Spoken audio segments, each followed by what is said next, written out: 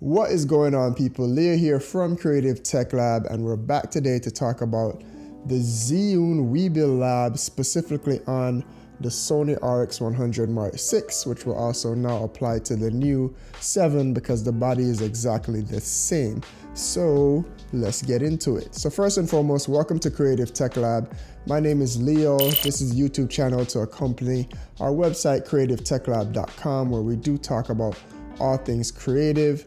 And as we spoke about today, we are talking about a little bit of video creation with the Zhiyun Weebill Lab. So on the trip that I referenced, I knew that we were going to Singapore and Bali, and I knew that I didn't want to interrupt the experience that much, even any more than we did when we were in Amalfi Coast. And while it is that I love the hack Zhiyun Smooth Q, it was such a easy and such a budget option.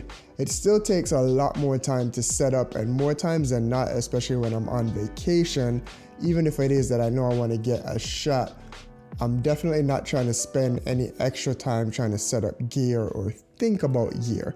So I wanted an official gimbal, something that could work a lot easier than me having to set up the cell phone and the clamp and balance and all that stuff with the washers and all that stuff. Even though I had that down to a science, it still took a little bit too much setup time for me. So I decided to get something that was official.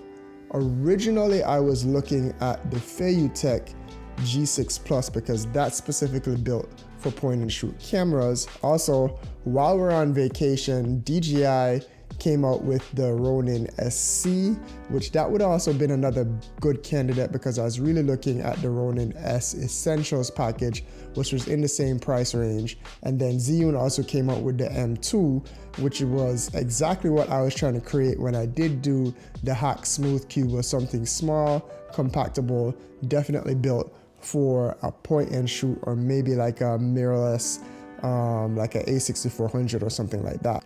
However, I'm still happy with the purchase that I made, and the reason being is the reason why I ended up with the Weebill Lab is even though I wanted something that was travel friendly, as I've also referenced multiple times before, I really am set on getting the A7S III when it drops this year. Hopefully it still drops this year.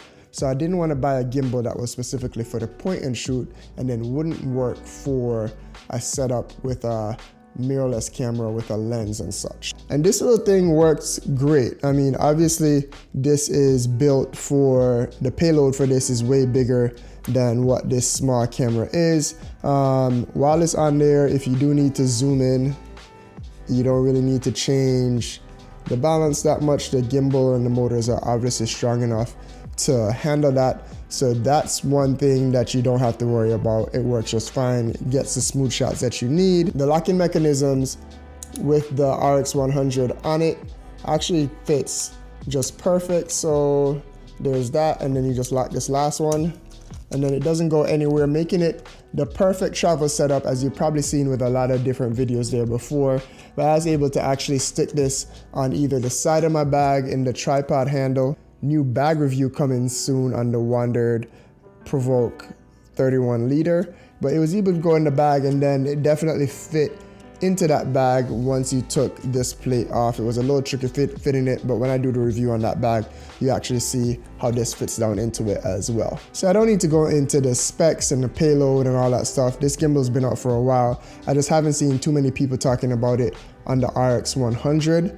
The one quirk that I definitely ran into was, you see this extra plate here? You do have to put the riser on there for two reasons. One, when you're trying to zoom in and out and you have it just on this quick release plate, it kind of bounces up against it. Also, I wasn't able to get perfect balance without having this quick release plate on there. So if you see here, when it is that I'm setting it up, without this quick release plate, it doesn't balance all in just one place as far as perfect balance when you're trying to hold it. So that was a little bit of a downer, just for this reason being is, it doesn't just quick release on and off. You do have to screw this on and screw this into this. So it's one extra step, but something that I was avoiding. One I was able to put up with, but it definitely hindered the experience just a little bit. But I still think long term, it would be the right gimbal for me, what I'm looking for.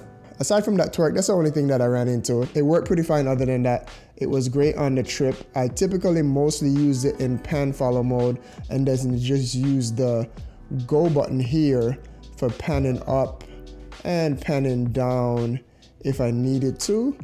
And yeah, that was pretty much it. I also didn't opt for the quick release plates. I didn't find it too much of a hindrance. I'm going from here to here. Didn't take me that long, and have my setup here. I have a microphone here, so I can't move as much as I need to right there. So I didn't do the quick release plates. Maybe I'll do them down the line if it is that I'm doing more event photography and there's stuff that I need to catch like right away on the fly. But the underslung mode works pretty well, and that's part of the reason why I still think this setup would be my go-to over anything that's been announced, the M2 or the DJI SC. I'm still trying to get my hands on those to see how much I do like them. I definitely want to test out the M2 with this, because I think you could even carry maybe a bigger setup for your bigger cameras and still carry the M2. I would actually vlog on the M2 rather than using GorillaPod. So yeah, that's that. Again, thank you for watching. Just wanted to do a quick video just talking about the Weebill Lab. I do have some test footage. I'll probably leave you guys with just some smooth shots of what I captured while I was away. Definitely check out the channel. If this is the first time watching the video and you like it, please drop it a like. I've done a ton of videos on the RX, specifically on the RX100 VI, and which will definitely apply to anything that you're going to see on the new 7 if you're watching this after the 7 comes out. So hit the subscribe button, hit the notifications button so you get an alert every time that I do drop a new video. I have a lot more content coming, and I will catch you in the next one. Peace.